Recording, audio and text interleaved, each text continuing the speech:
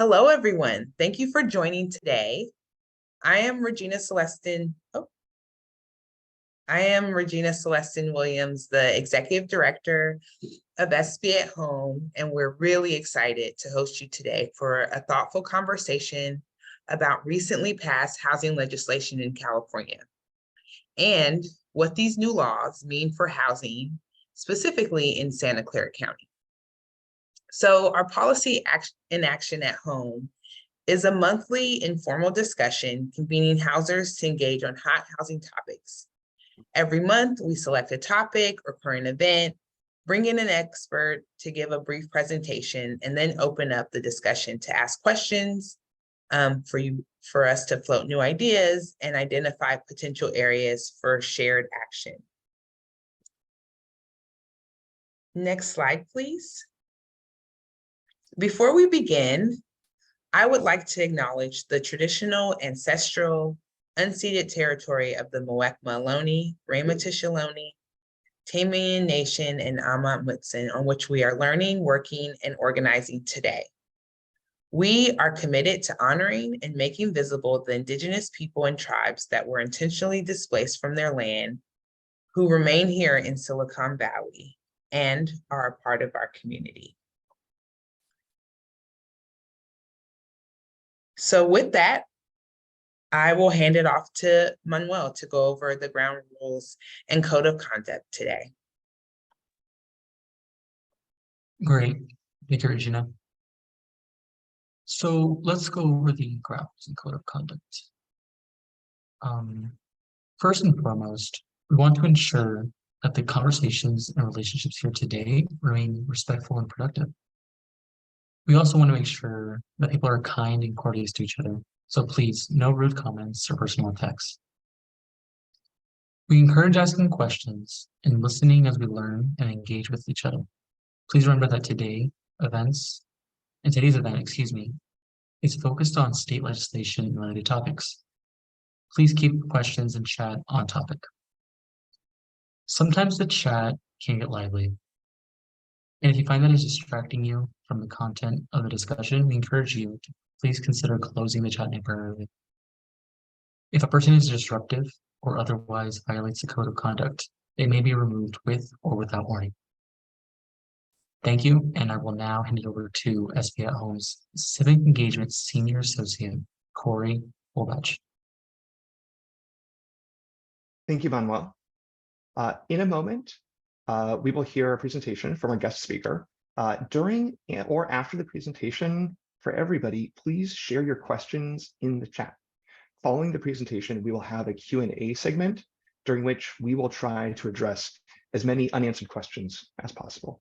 And now it's my pleasure to introduce our guest. Graciela Castillo-Krings is a partner at the lobbying firm Sacramento Advocates, Inc. Prior to joining Sacramento Advocates, Graciela had 15 years of public service experience in California government, including as Deputy Legislative Affairs Secretary to former Governor Jerry Brown. During her time serving the Brown administration, Graciela negotiated, directly briefed, and advised the governor on over 800 bills and oversaw the regulatory implementation of legislation, including reforms catalyzing the development and construction of market rate and affordable housing. Graciela has an intimate knowledge of the complex, powerful, but often opaque state budgetary process through years spent working directly with California's Department of Finance to shepherd a passage of policy and fiscal changes through subcommittees, conference committees, and the full legislature.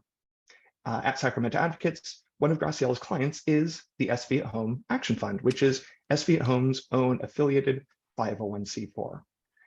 It has been our pleasure to work closely with Graciela for a few years now, and it is my honor to introduce her.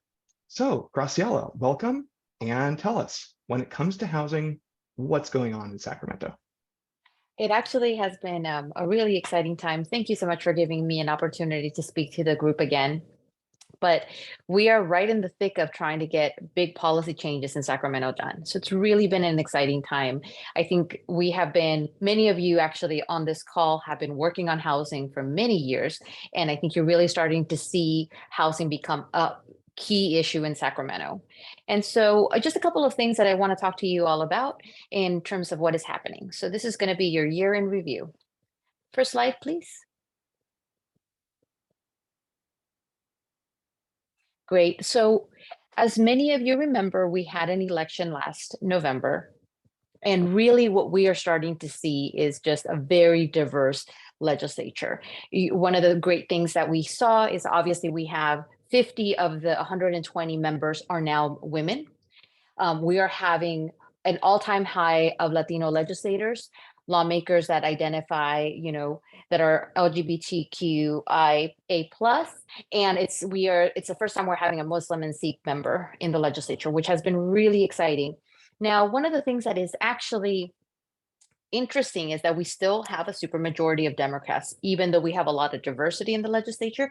They all belong to the Democratic Party. And that is also true for a lot of our constitutional officers. You think of the governor, the lieutenant governor, or the attorney general. And so at the end of the day, we still have a supermajority, and that is really changing and having very progressive conversations in the legislature than we had 20 years ago or 30 years ago. Just to give you some numbers, for example, in the assembly, out of the 80 members, 62 of them are Democrats. In the Senate, we have 40 members and 32 of them are Democrats. So the party has, obviously, we are becoming obviously much more Democratic in all levels of government, for at least in Sacramento.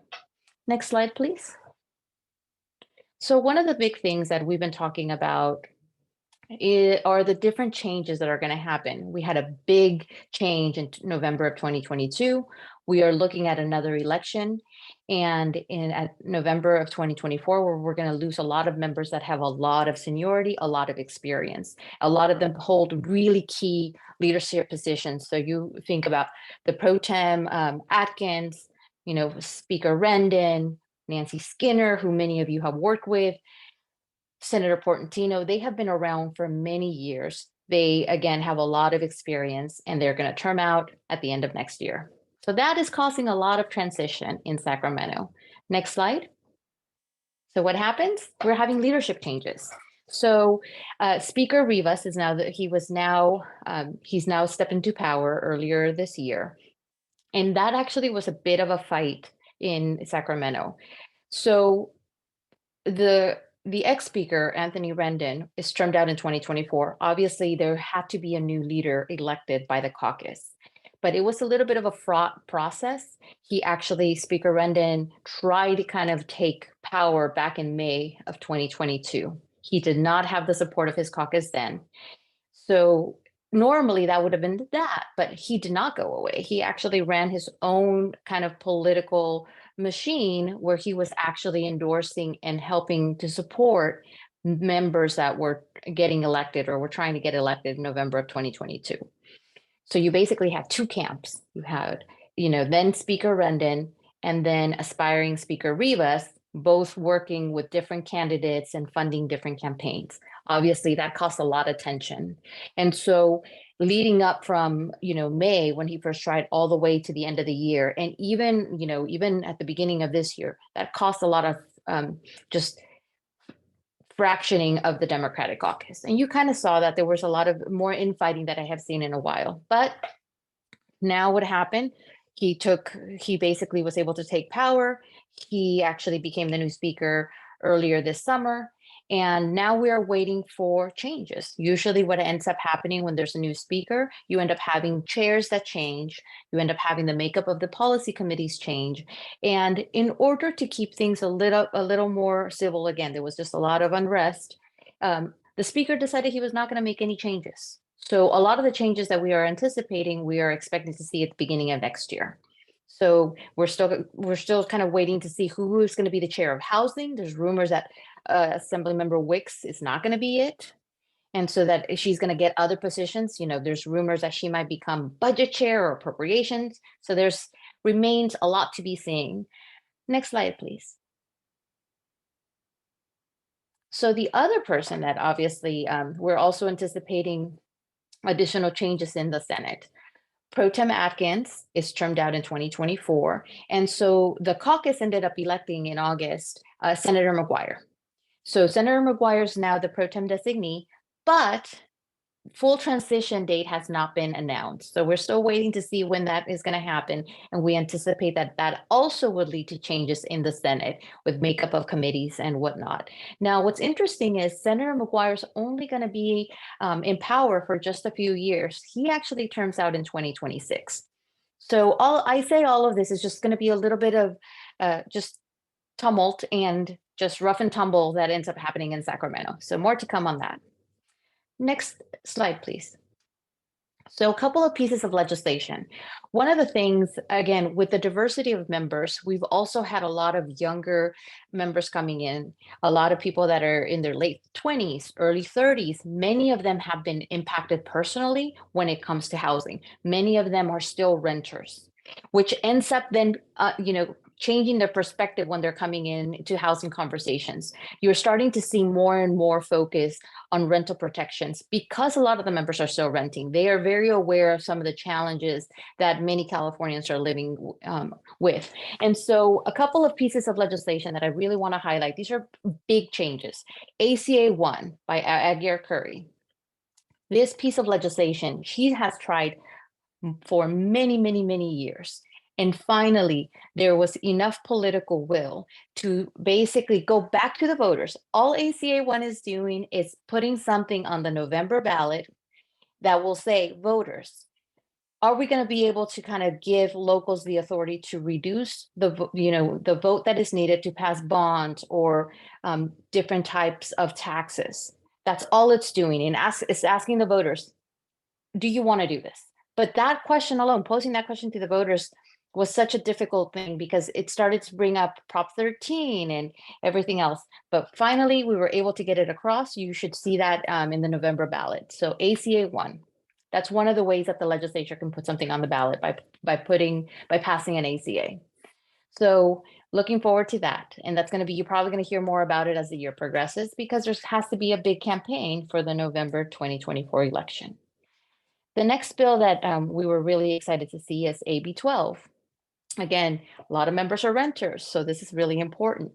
And this is really trying to limit how much we're going to ask renters to pay when it comes to security deposits, right? What we were starting to see is if you ask somebody to pay 2-3 months of rent as security deposit, especially with rents getting so high, you're talking about thousands of dollars, and that was becoming a real burden for a lot of the renters. And so this really tries to put some parameters as to how much money can be asked for upfront. Next slide, please. Then another big one for the region, especially we're really excited for the Bay Area.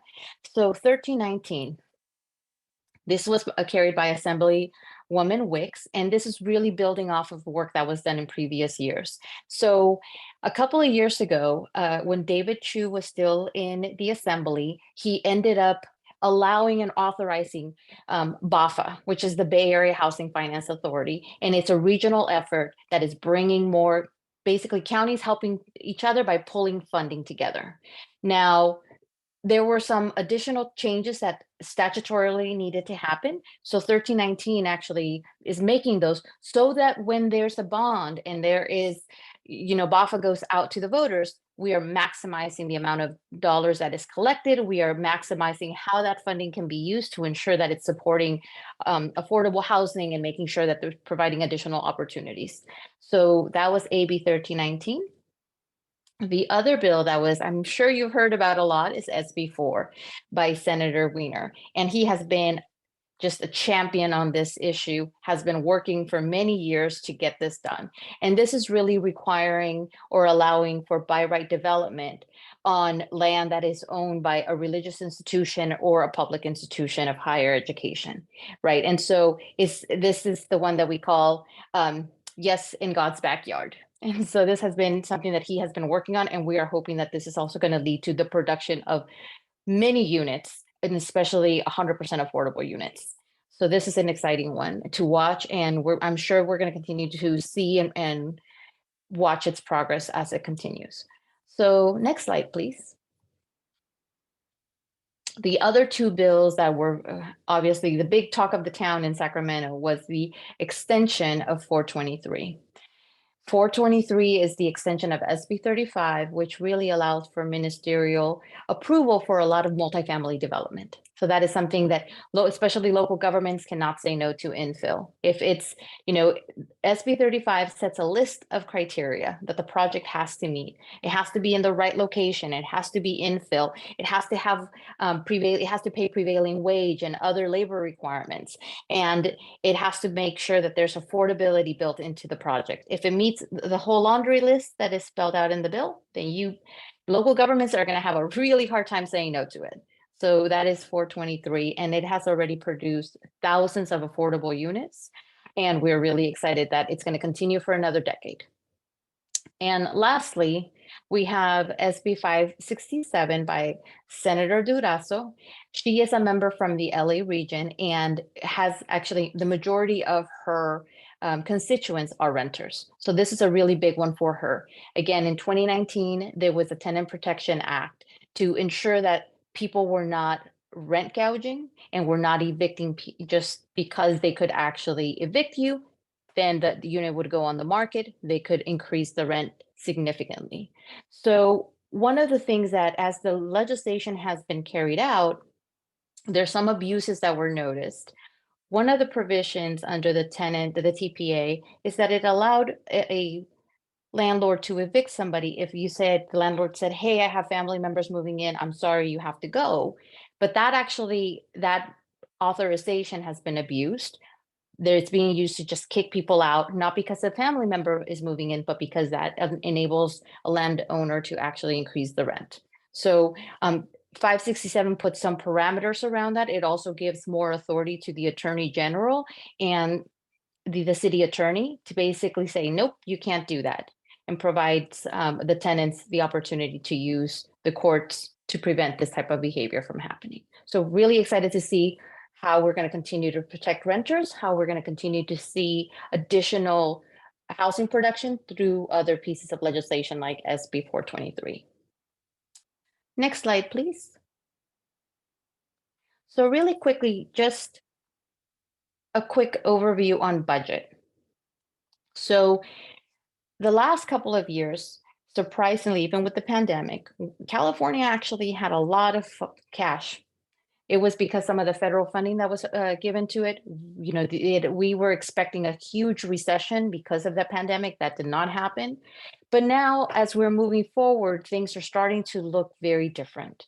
Obviously, all of us are highly aware of what is happening with the higher interest rates, the uncertainty in the markets. Remember, at the beginning of the year, there were 3 banks that collapsed.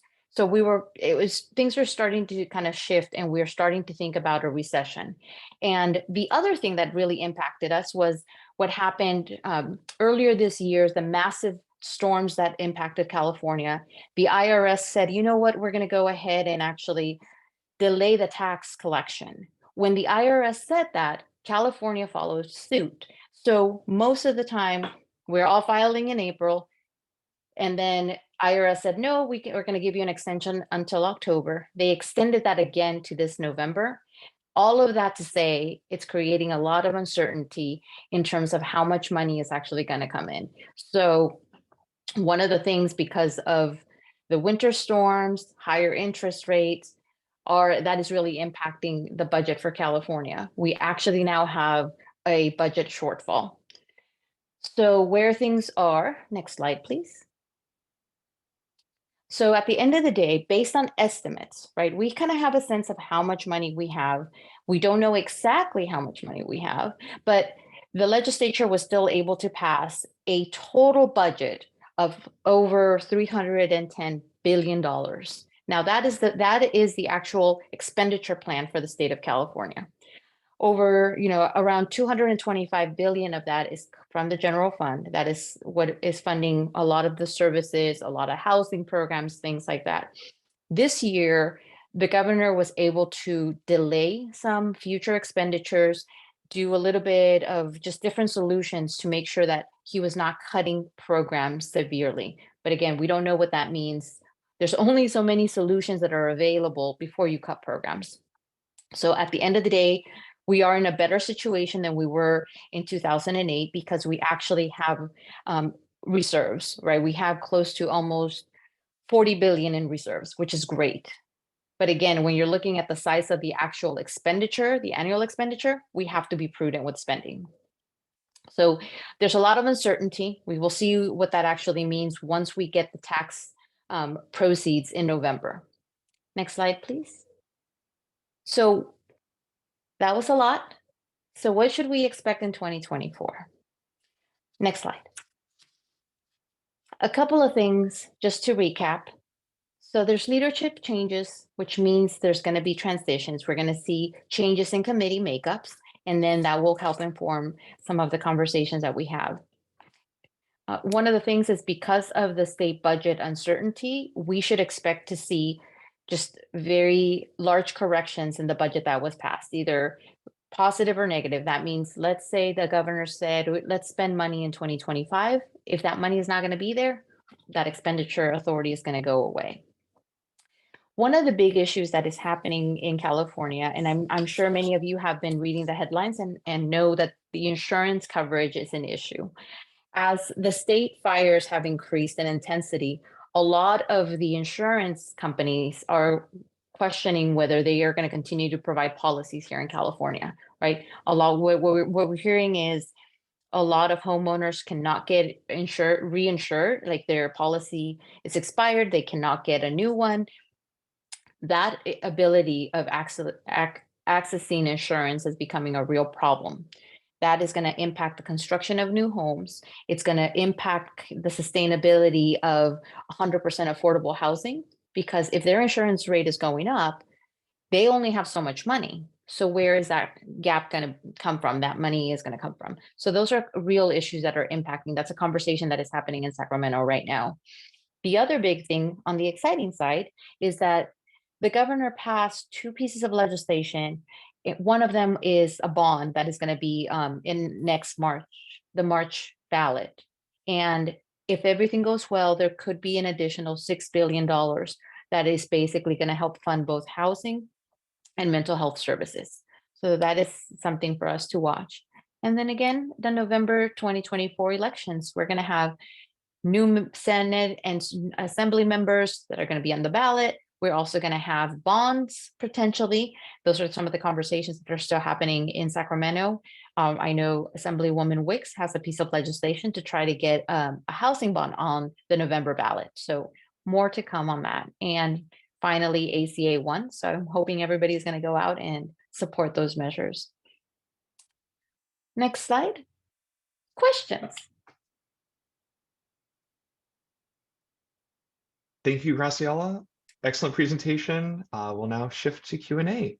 I know we have a couple of questions that have showed up in the chat already. Please, everybody, if you do have any questions for Graciela that were not covered in the presentation, or if you want to dive deeper into any of the topics she's talked about, please feel free to drop your questions in the chat. We'll try to get to as many as we can before we end today. So one of the first questions that came up was about AB 12, which limits security deposits that you talked about. This is a bill that at the SFA Home Action Fund we were very excited about. We are happy to see that it did pass. My understanding is that it goes into effect on July 4th. And thank you, somebody mentioned in the chat, I think it was Emily Hislop mentioned that, I think this is correct, that there is a exception for natural person owners who own no more than 2 properties with no more than 4 units total. Is that correct? Or is there anything else that we should know about EB 12, Graciela? And let me double check. I want to make sure that I give you the right answer. In the legislature, there has been some exceptions to try to ensure that for small homeowners, right? Usually a lot of the protections are for larger residential landowners. So I will double check on that. I want to give you everyone the right answer. Great, thank you. And another question is term limits. Yes. How do you anticipate term limits are going to affect things in the coming year, especially for those of us in the advocacy community? How do you see term limits changing advocacy efforts over the course of the next year? And then also at the start of 2025, when new people are coming into office? That is a good question, Cory. At the end of the day, I think we're already seeing it with some of the new members coming in. I think this is where organizations such as SB at Home really can help educate members. A lot of the members, you have to remember, they come from all walks of life. Many of them are homemakers, some of them are business owners, some of them are teachers. And so they're coming in and they are rapidly coming up to speed on the variety of issues that are impacting California, right? One day you'll talk about insurance, and another day you're going to talk about transportation needs. Another day you're going to talk about environmental issues facing the state. And so one of the things they rely on organizations they trust to basically say, how is this piece of legislation going to impact my hometown? How, this is where they rely on their local elected officials to basically help them understand some of these policy issues. So one of the things is on one hand, it's a lot of them are learning very quickly. It gives us as advocates an opportunity to help educate them and make sure that we become resources for them. And so it is something that in the next couple of years, building those strong relationships with brand new members is really important. A lot of the times, in the past, we've had a lot of staff that have been there many years. We're seeing a lot of turnover in staff as well. So not just educating members, but educating that young staff that is coming into these spaces and helping them understand how some of the decisions that are being made are having whatever impact they're having on the ground, kind of helping elevate that.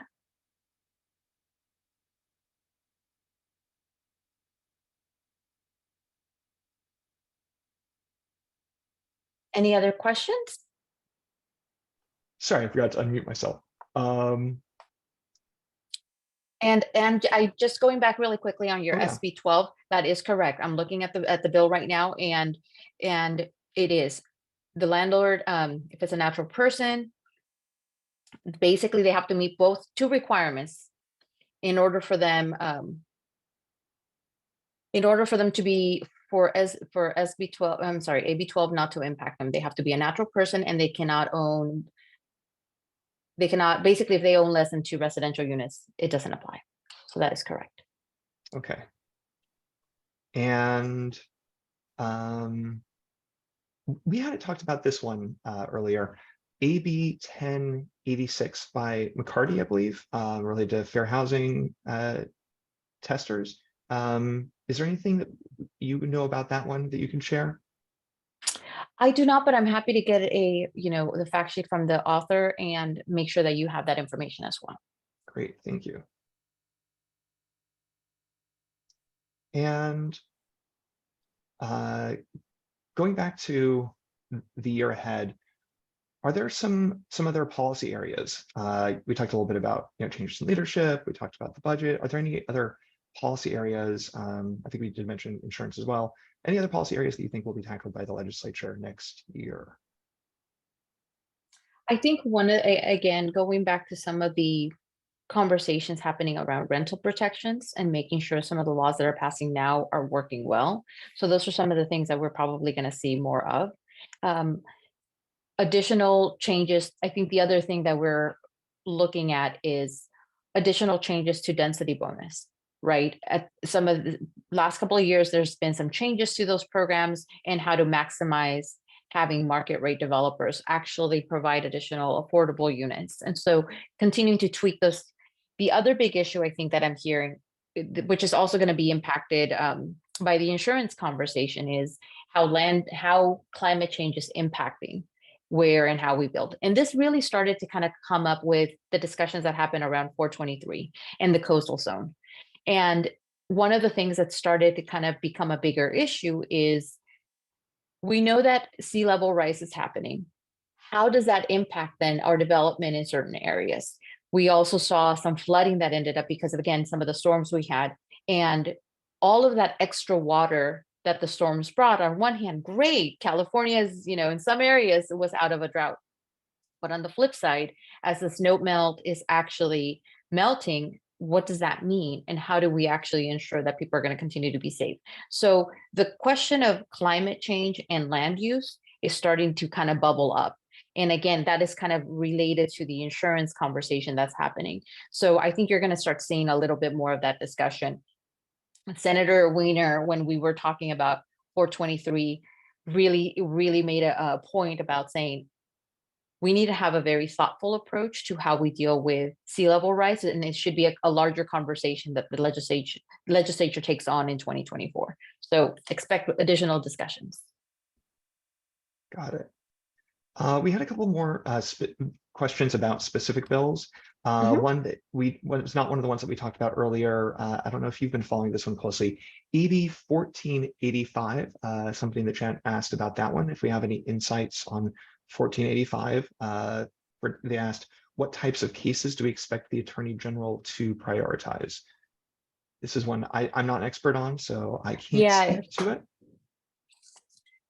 So a couple of things.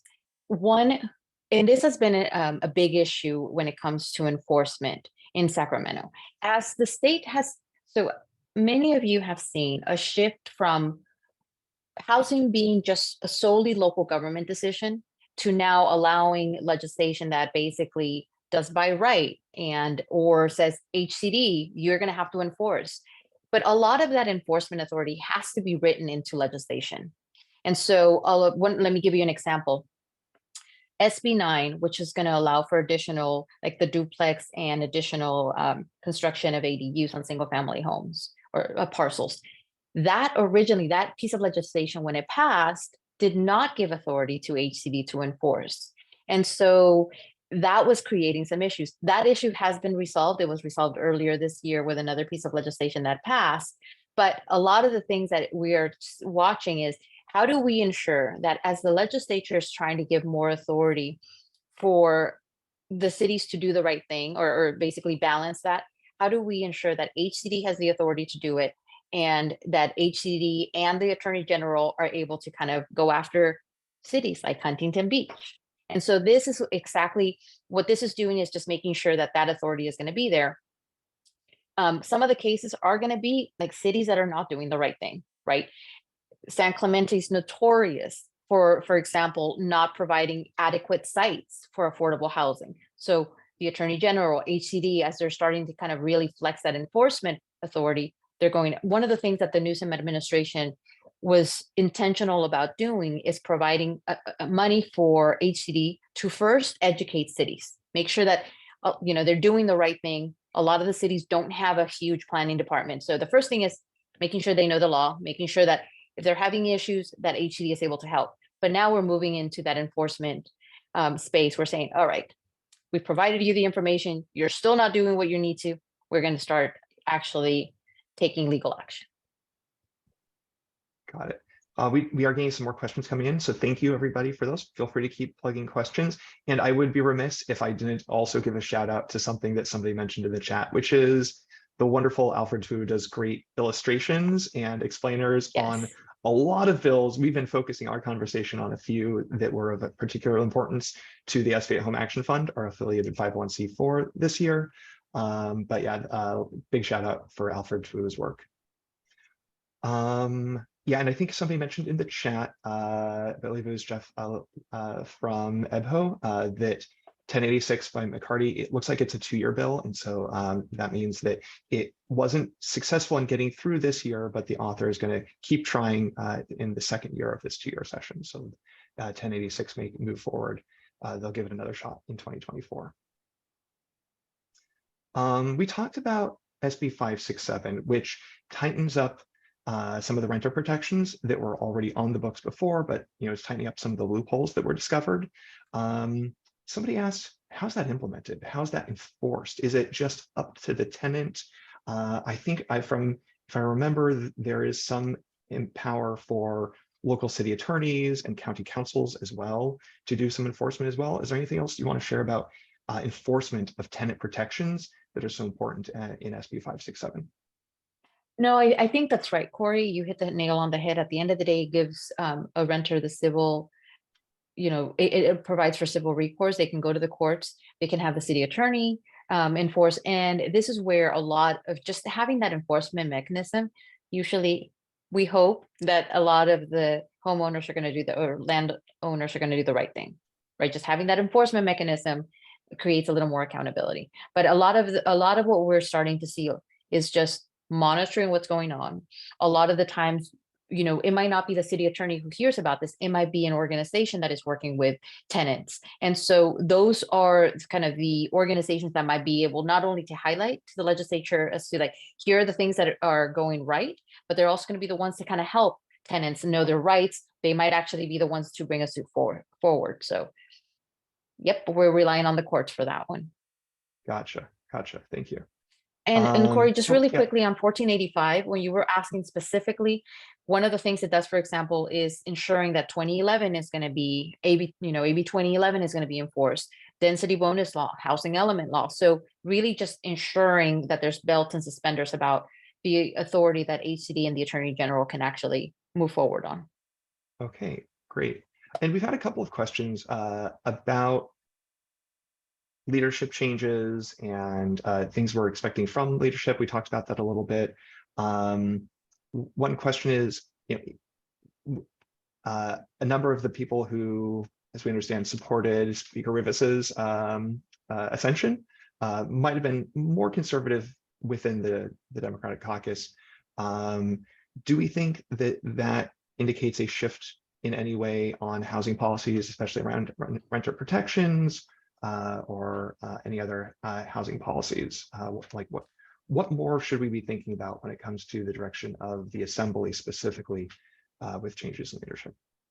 No, great question. So a couple of things. Both Senator McGuire and Assemblymember Rivas represent rural parts of California. So I think having that lens is going to be something really key. And the reason I bring that up is Speaker Rivas has been actually one of the champions when it comes to ensuring that farm workers are actually have affordable housing. He's really focusing on those issues. So bringing that lens is going to be helpful because a lot of areas that are rural have different housing needs. So they're going to obviously be that. Speaker Rivas has been a huge champion of housing. He's actually one of the key members in the Assembly, even before he was actually thinking about this, that helped the pro tem pass 1120, which was prior to SB 9. So he's been a big supporter. One of his key lieutenants is Assemblywoman Wicks. And he was actually part of, like, between him, Assemblymember Grayson, Assemblywoman Wicks, they have actually been the ones elevating the housing issues. So I think we're probably going to see, he's going to be one of the people that really understands why some of the investments in affordable housing are so important, right? He grew up, like, he comes from a larger family. His family were farm workers. He understands the struggles. And so I think continuing to kind of have and engage him in deep relationship will be important. So I think there's going to be sustained investment in affordable housing. There's going to be a continued focus on all housing production, but really focusing on 100% affordable. So I don't anticipate that changing. I actually think he's going to continue to have those issues be something he works on more heavily. Great, thank you. And actually, I just wanted to mention for those of you who might not know in this group today, of the 6 Assembly members who represent Santa Clara County, which is the county that SB at Home works throughout, Assemblymember Robert Rivas, the new head of the Assembly, he is actually one of our local representatives. So we're actually pretty excited that the person who's kind of the top dog in the Assembly is from our own delegation here in Santa Clara County. You mentioned earlier things coming to the ballot next year, including the governor pushing for a measure that's likely to be on the primary ballot in March, around mental health and homelessness and housing. Could you talk a little bit more about that? And is there anything more that you can share about what you've heard in Sacramento, maybe behind the scenes, about the governor's plans and package around mental health, as we're thinking about the March ballot and also then towards the November ballot? Anything else you want to share on that? Yeah, thank you, Cory. I think the governor, he really prioritized trying to get this done. The actual bond is about 6.38 billion, and it is going to be to build new behavioral health housing and treatments. He really is focusing on trying to figure out how to help people, especially dealing with a mental health crisis. A lot of times it's just because they're having health issues, other times it's substance related. And so he really is trying to provide additional resources. One of the things that I'm excited about is to really see the actual the combining of additional services and housing right into one. And I am hoping that actually that there's going to be further discussions about how to continue to create a package deal here. The other thing that we're hoping to see is that it's going to go in March. I think conversations are still happening about potential funding that will be available for the November ballot when it comes to housing, because I think everybody knows the need is so great. And so that's another discussion that is going to happen. We're going to need his help. And so a lot of the how the funding is going to go out is, I know that the conversation is still happening about, okay, if the voters end up passing this money, how do we allocate it? Some of it is going to go to the local government. Some of it is actually going to stay in Sacramento. So trying to figure out how to use that and maximize the funding. Great. And you mentioned before ACA 1, that's Assembly Constitutional Amendment 1, ACA 1, that was finally passed after many years of attempting it. If I understood correctly, the way it works is right now, if you want to pass a housing bond, if your city or your county wants to pass a housing bond, they need 2/3 of the voters, which is not very democratic. It's not just a majority. It's not just a supermajority. It's 2/3. And ACA 1 lowers that threshold. So if ACA 1 passes itself statewide, that means that any housing bond, either at the same time or in the future, we could pass housing bonds with a 55% majority, which is still a supermajority, but it's more democratic than this kind of crazy 2/3 threshold that's so hard to hit and really undemocratic. And the way we understand it is that if ACA 1, which is likely to be on the ballot next November, if it passes in November, any housing bond that is concurrent with that on that same ballot next November can take advantage of that new threshold. And as most of you know, we're excited about the potential for a 9-county Bay Area wide housing bond that might raise as much as $10 or even $20 billion for affordable housing throughout the whole Bay Area. And if ACA 1 passes, then that regional bond is much more viable. So is there anything else about that intersection or things you're hearing about, maybe even in other parts of the state where people might be excited about ACA 1 as well? No, that's one of the things, examples that were being used by the proponents of ACA 1.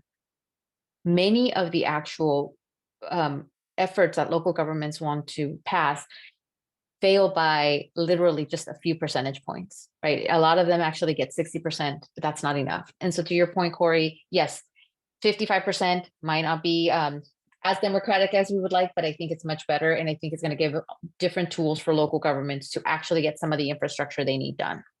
Because at the end of the day, you know, if the state is not going to provide additional money, or if the state is going to provide, you know, limited amount of money, local governments have to be able to actually raise that funding themselves if the voters decide that's the right thing to do. So it's really exciting. One of the things, though, at the very end, in order to get the final votes, additional conversations were had about tweaks to the language in ACA 1, just like more accountability measures. At the end of the day, I think you want to make sure that local governments have the ability to raise additional funding, but there's also going to be guardrails. We're trying this, it's a different approach. So I think there's a little bit of, let's be cautious kind of now. So I think what we anticipate is to see additional conversations at the beginning of the year for ACA 1, making a few tweaks. So those conversations are starting up, and it's just something that members wanted to see additional accountability built into ACA 1 before it goes to the voters. So additional conversations will be happening at the beginning of the year.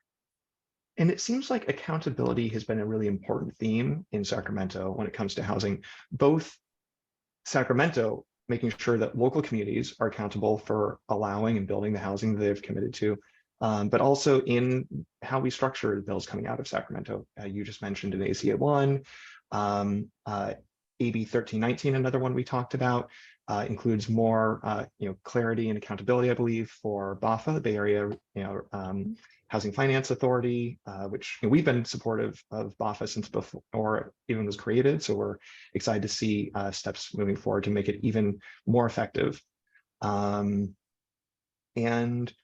we did have a question asking if lowering the voting threshold would make it easier to pass anti-housing policies? My guess is no, because I think ACA 1 is just about funding measures, but maybe am I missing anything there? Or do we have anything to worry about, any unintended consequences that might come with ACA 1?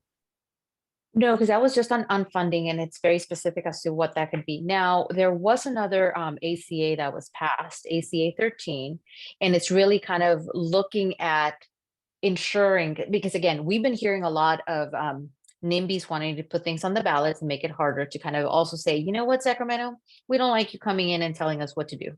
So ACA 13 actually says, if you are going to make it harder, if you're going to basically increase the voter threshold to make it harder to build housing, the actual votes that you need to pass it has to be the same, right? And that actually is going to put a little bit of accountability. Sometimes it's way too easy to pass something on the ballot, and so this is going to require that the change that ACA 13 is basically going to create a little more accountability to ensure that NIMBYs are not able to use the ballot.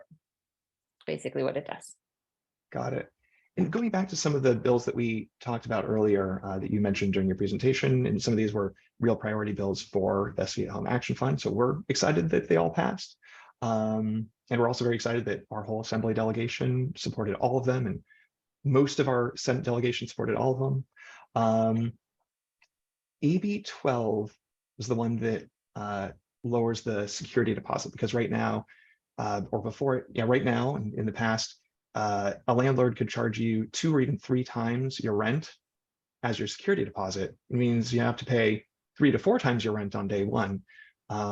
So we're pretty excited about that one for people who are struggling to find housing, or who are trying to move into new housing for any reason that they have to get out of their current situation. Did you hear any conversations in Sacramento about that one, or any other renter protections that you think we might see in the coming months and years?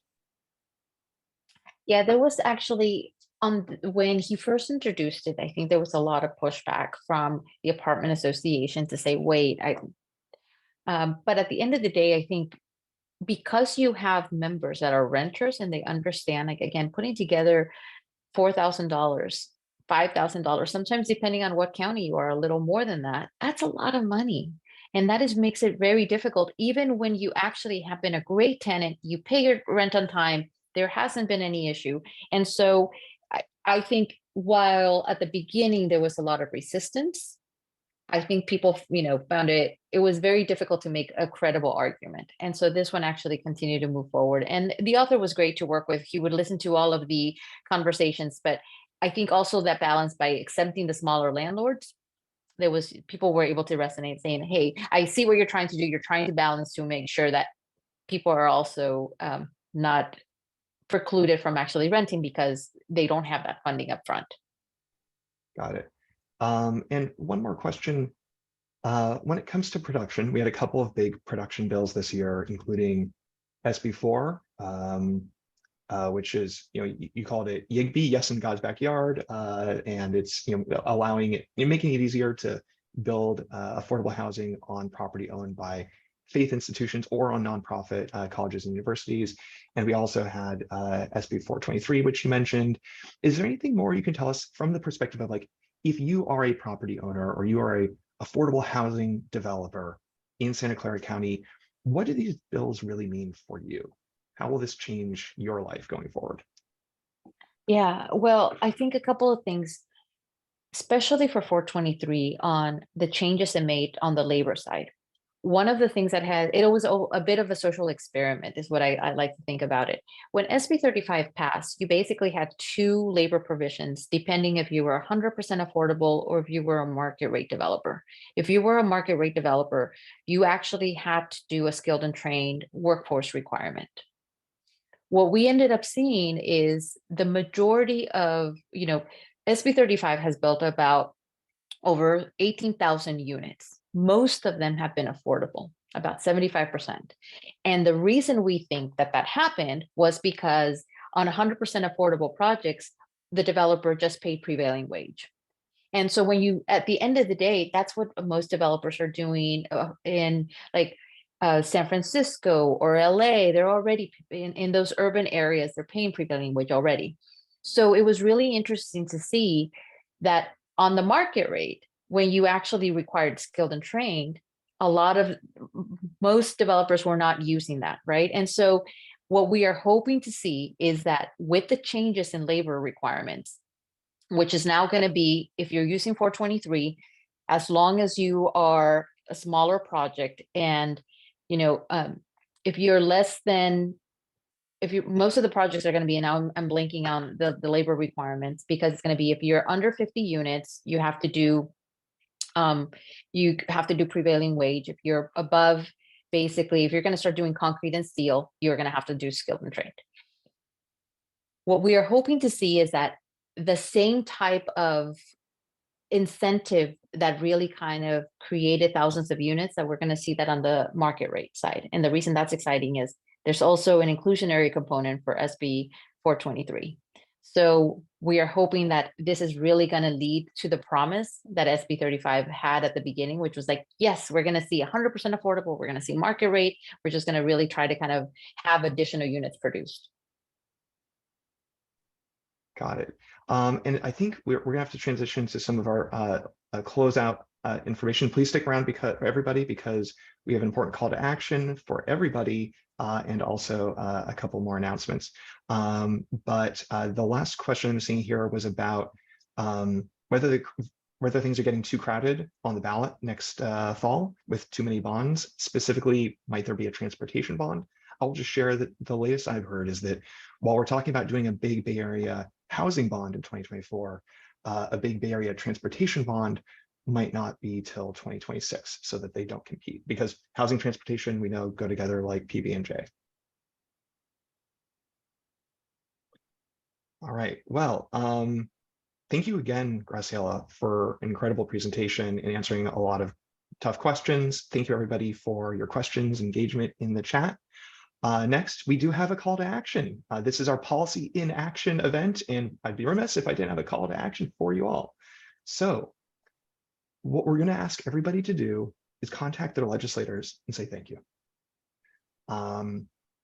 First step, follow the link on this slide. That's also, thank you, Cecia, for dropping that link in the chat. If you follow that link, you can confirm who is your assembly member and who is your state senator. And from that website, when you just put in your address, it'll tell you who your assembly member is and who your state senator are, and it'll give you the link to go to their websites. So the next thing is go to their websites and find the phone number for their district office. You could call their capital office too, but people who work in district offices love to hear from local constituents. I know I used to work for a state senator in their district office. Call them and say thank you. Thank them for voting for these bills. I think I mentioned earlier that all 6 assembly members representing Santa Clara County voted for all 6 of these bills that were priorities for us this year. Also, if you are in Senator Aisha Wahhab's district, she voted for all 6 of these. Senator Josh Becker voted for 5 out of 6. There was no vote recorded from him for SB 423. He didn't vote against it. He just didn't vote on that one, and he voted for all the others. Senator Cortese voted for all of them except AB 12. He didn't vote no. We just didn't get his vote recorded for AB 12. And it's important to let our legislators know that we recognize that some of these votes were tough. Some of these bills had a lot of complexity and some controversy and some pushback from some powerful special interests. And we appreciate them standing strong for our community and for housing solutions that we know will work. So please do reach out to your legislators and tell them that we appreciate them doing the right thing. And if you ever have a chance to go to any of their in-person events, tell them in person. Legislators like to hear from their constituents, especially when they've taken a tough vote.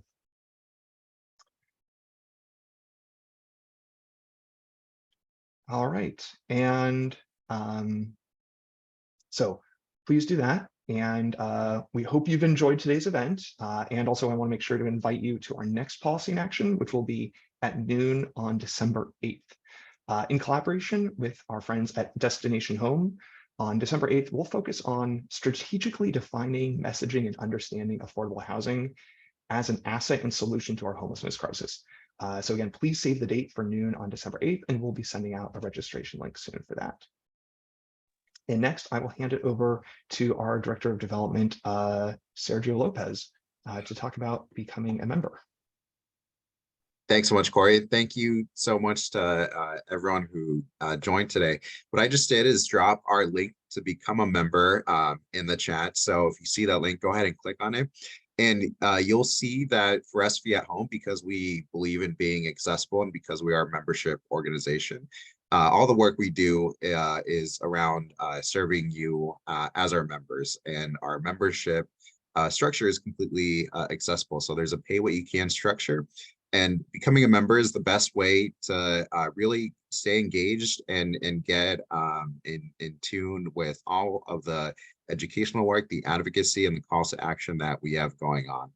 And again, everything is geared towards making sure that we're serving our members. So you'll see that we not only have our monthly PIAs for educational events, we also have developer roundtables that are more working sessions for many of our members. We have tours going on. And so check out the link, stay engaged with us, and feel free to reach out with any questions. I'm going to also drop my contact information in the chat. So I'm always happy to chat one-on-one if you're a current member or if you're thinking of becoming one. So thanks so much, everyone, and hope to see you again at future events.